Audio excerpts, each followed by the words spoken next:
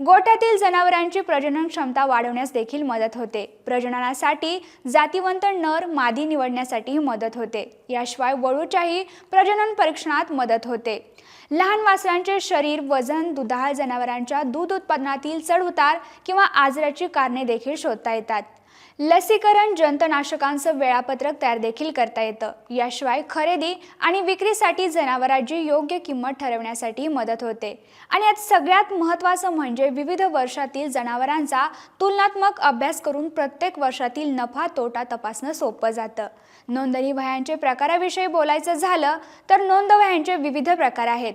यामध्ये पशुधन नोंदणी, प्रसूती नोंदणी, तरुण जनावरांची वाढ नोंदणी, दैनंदिन आहार नोंदणी, आरोग्य नोंदणी, याशिवाय प्रजननाची नोंदणी आणि पशु इतिहासाची नोंदणी ठेवता येते। अशा प्रकारच्या नोंदी ठेवल्यामुळे नक्कीच दूध उत्पादनातील वाढ, त्यातील नफा आणि तोटा लक्षात घेता येतो